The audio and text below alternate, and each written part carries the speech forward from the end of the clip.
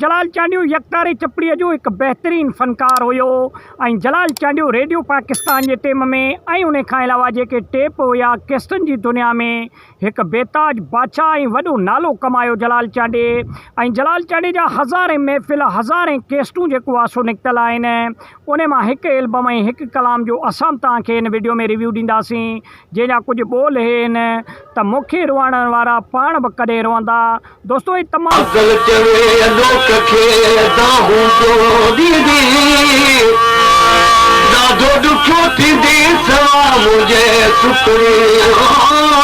बेहतरीन महफ़िल है ऐं महफ़िल तक़रीबन 1984-94 में थी है जैसा कुछ ॿिया त मुख़्तलिफ़ कलाम हुआ इन महफ़िल जा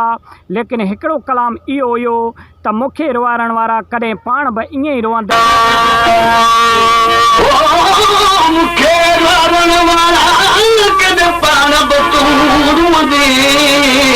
दोस्तों ये कुछ बोल हुआ इन कलाम जा जलाल चांडियो यकतारे चपड़ीअ जो एक बेहतरीन फनकार हुयो ऐं जलाल चांडे जो विछोड़े जी जेका ॾींहुं हुई वो 10 जनवरी 2001 में जलाल चांडियो हज़ारे यादूं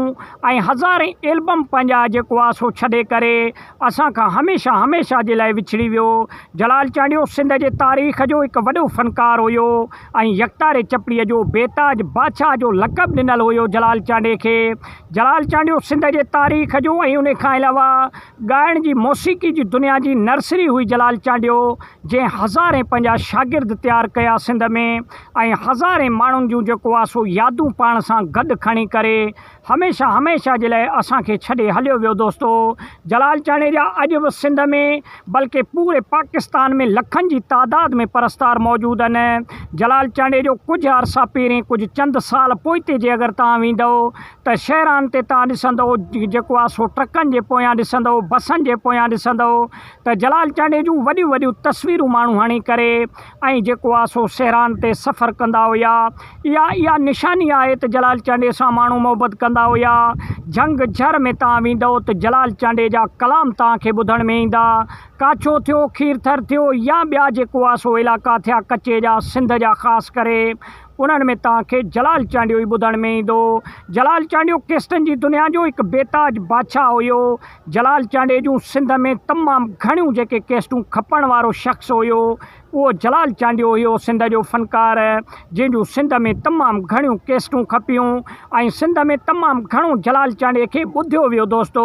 इहो बि जलाल चांडे खे एज़ाज़ हासिलु आहे जलाल चांडे खोड़ सारा सोना ताज बि खटिया ऐं जलाल चांडे खोड़ सारनि मुक़ाबलनि में हिसो बि वरितो जलाल चांडे खे इहो बि एज़ाज़ हासिलु आहे जलाल चांडे जे ॻोठ में हिकु दरगाह आहे ॻोठ जे पासे में उते हर साल जलाल चांडियो जॾहिं जीअरो हुयो त जेको आहे सो मेले जी तयारी बि कराईंदो हुयो ऐं उन खां अलावा मल मुक़ाबला बि थींदा हुया ऐं भला भला फनकार बि हिते घुराईंदो हुयो जलाल चांडियो पाण त ॻाईंदो हुयो लेकिन सिंध जा जेके वॾा वॾा फनकार हुया उन्हनि खे बि घुराए करे इन महफ़िल खे सजायो वेंदो हुयो इन मेले खे सजायो वेंदो हुयो